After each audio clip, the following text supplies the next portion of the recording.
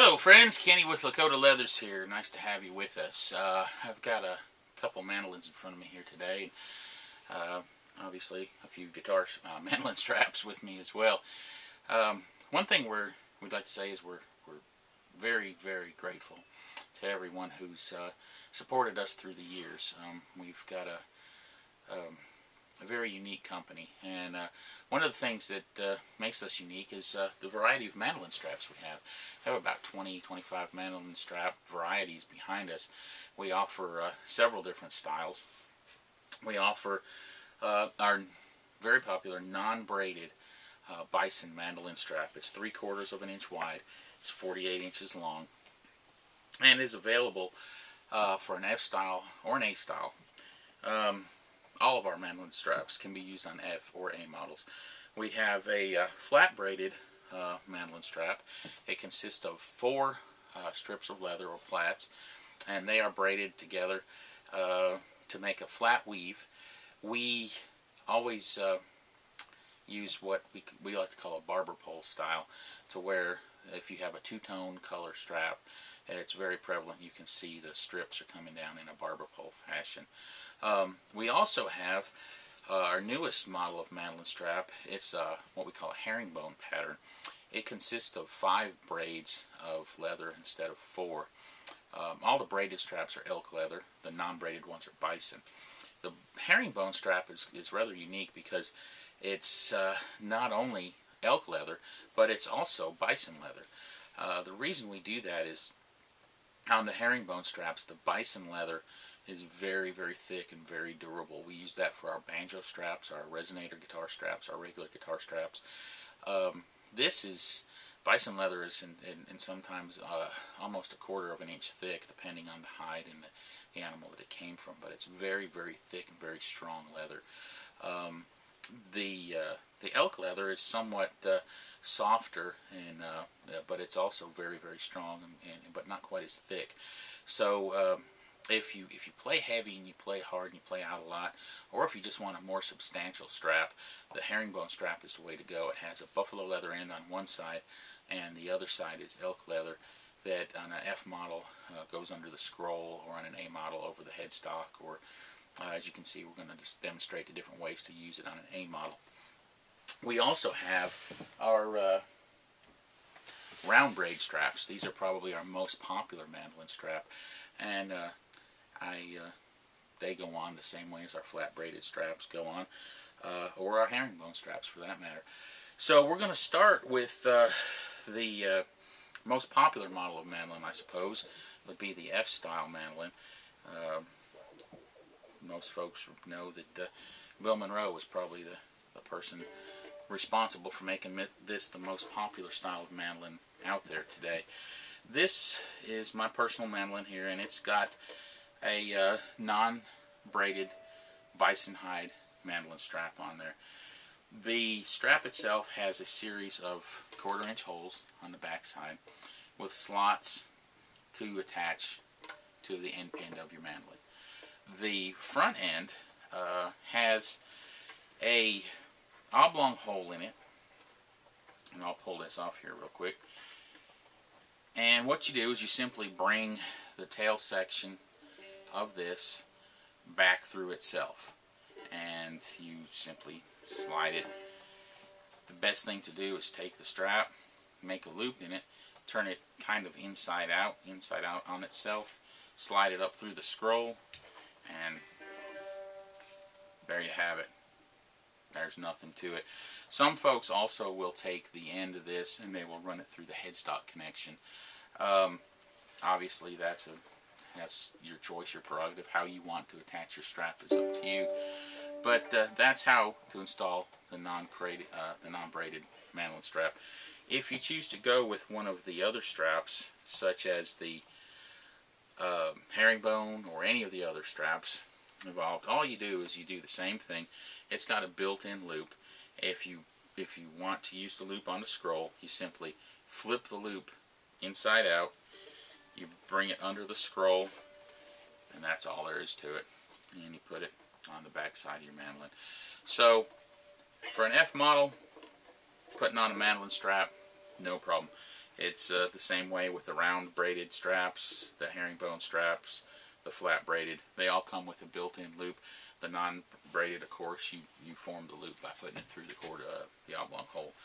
So that's what you do with a F-style mandolin.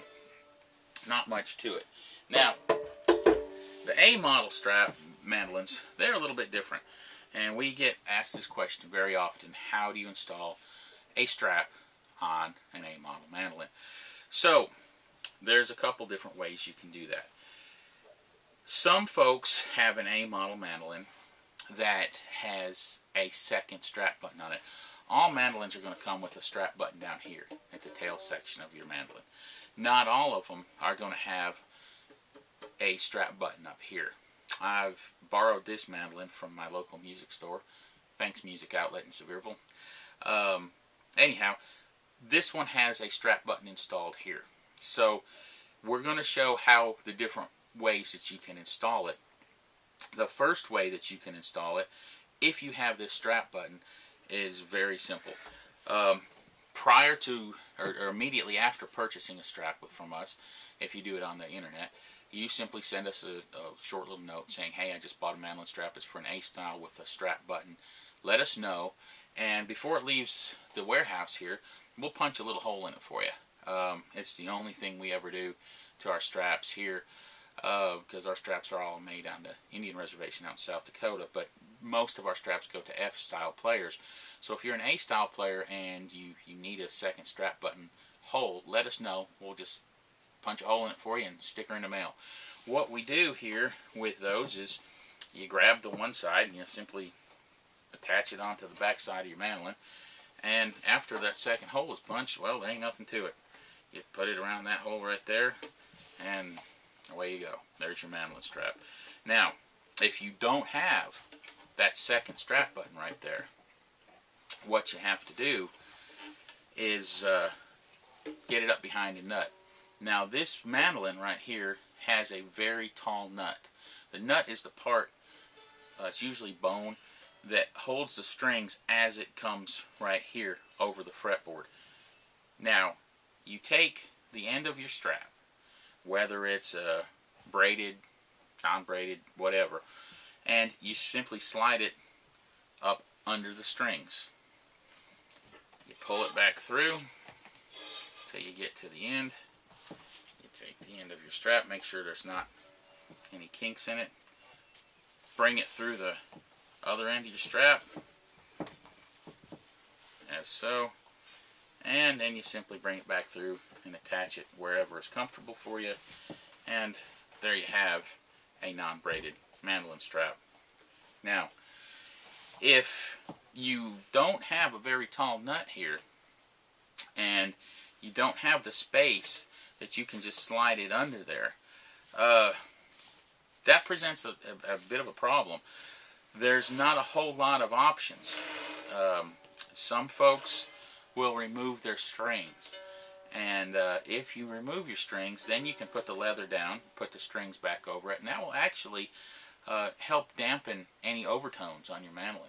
You'll put your strings back down, and you will have, you know, your strap will be in place. It's going to be very difficult to remove it, obviously, because you'll have to take the strings off every time. Another problem that's presented if you do it that way, if you remove your strings, your bridge has to be put back in place properly. It's very critical that your bridge doesn't move, because that's what gets the intonation, makes your notes sound correctly as you move up and down your fretboard. So if you do remove your strings to put your strap on, you want to be very careful not to move your bridge. Or if you do move your bridge, make sure that you know where to put it back in place, or know somebody who does know where to put it back in place properly. If you don't want to remove your strings, then what we suggest is simply picking up one of our braided mandolin straps that already has a loop in it. If it's already got a loop in it, well, you simply attach the back side to your end pin, and you simply bring the loop up over the headstock of your mandolin, and you can either leave it like that, or you can take off just maybe these first two strings here and that way you don't have to worry about your bridge moving, and then you can replace your strings, just those 2 strings, and you're good to go. So if you have an A model mandolin, it is not the easiest thing in the world sometimes to put a strap on, but if you have a tall nut, it's not an issue at all. What you can do with, if you choose not to go with a strap that if you want to leave the loop in place, another option that you can do is you can take the full loop, you can slide it under the strings, and there again, in this case, we have a tall nut, so this is possible to do. It's a lot of leather that you need to get underneath here to do it this way. And once you just kind of wedge the leather under your strings, you can grab the tail section of your strap, bring it back through there, and you've made yourself a secondary loop, and you bring that around. Now that's a great thing to do if you have a mandolin and you're trying to adjust it for your strap for a small child. This is going to take up about 4 or 5 inches of your strap, so it's going to essentially make your strap shorter. So that's an option there.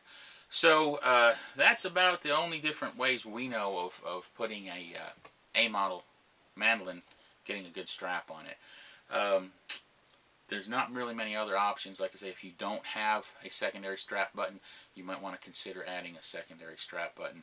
If you have an old expensive mandolin, or one that you just don't want to drill a hole in, then you're looking at some different options. Another possibility that some folks have done, and this is a good option, is we can include a piece of leather lace with any of our straps, and you can simply tie that lace either to the loop, to the end of the mandolin strap, and run that up under your strings, either behind the keys or in front of the keys, and then you can tie that lace to the strap and just hook back up there. There is one other type of mandolin strap that we have here. It's one of our basic mandolin straps that once had a loop in it. This is a little bit different option, but what we can do is we can clip the loop for you and simply slide 1/2 of this under here and bring it back through. Now obviously you have a loose end here, so there's a couple different ways you can attach this. You can ask for a piece of lace, you can run the lace back through there, through the holes, tie it up, and you're good to go. We also offer the Chicago screws. This is what we use on our banjo straps and our resonator guitar straps. You slide one end through a hole, you slide the other back through the other side of the hole, and you simply put your little screw in there, tighten her up, probably put a little dab of clear fingernail polish in there to make sure the screw doesn't back out, and you have a nice secure strap connection there. So there you have it. That's how you connect a strap, a Lakota leather strap, to an A model mandolin. If you have any questions or any concerns, feel free to drop us an email, give us a call on the phone, and we'll be happy to help you out any way we can. Until next time, from Lakota Leathers, happy picking.